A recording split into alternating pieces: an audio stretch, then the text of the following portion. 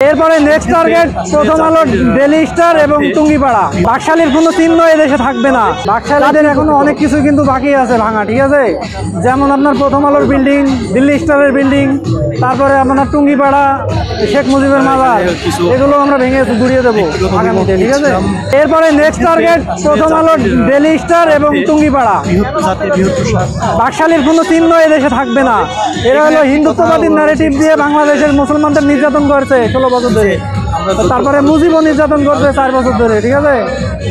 সেই কারণে আমাদের বীর মুক্তিযোদ্ধারা 15 আগস্ট 75-এ এই মুজিবরে পুরো পরিবার সহ জয় বাংলা করে দিয়েছিল। এটা হলো আপনার প্রথমে কিন্তু সেনাবাহিনী গুলি চালায়নি। সেনাবাহিনী প্রথমে শেখ মুজিবের জাওরা সন্তান, ওই যে শেখ কামাল না জামাল আছে, ওই জাওরা গুলি করছিল সেনাবাহিনীকে লক্ষ্য করে। পরে সেনাবাহিনীর একজন অফিসার মারা যায়, তারপরে সেনাবাহিনী গুলি করে সবাই মেরে ফেলে, ঠিক আছে?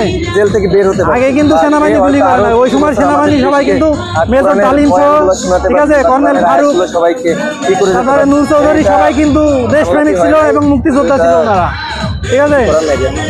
দেশে 74 সালে যে দুর্ভিক্ষ হয়েছে, ওইটা কিন্তু মুজিব বাহিনীর দেশে সারা দেশে লুটপাট করছিল, সেই কারণে হয়েছিল। মতামত দিলাম এখানে, আপনারা শুনতে পারলেন যে আমি হাতুড়ি দিয়ে বাসার ইট ভাঙছিলাম না, এখানে আমি ভাঙিনি, কিন্তু আজকে যেটুকু অবশিষ্ট আছে ওইটার কিছু অংশ যদি আমি ভাঙতে পারতাম, তাহলে আপাতত আমি মনে করতাম যে এখানে আমার কিছু অংশগ্রহণ আছে আর কি, মনের আশা পূরণ। এর আগে যখন ভাঙছিল তখন আমি আসিনি। ইসলাম তো সমর্থন করে না, আজকে তো জাতীয় শোক দিবস না, আজকে তো সারা দেশের মানুষ ঈদের মতো আনন্দ করবে।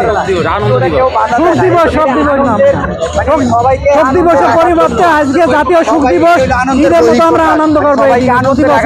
আনন্দ উল্লাস রাখার জন্য আপনি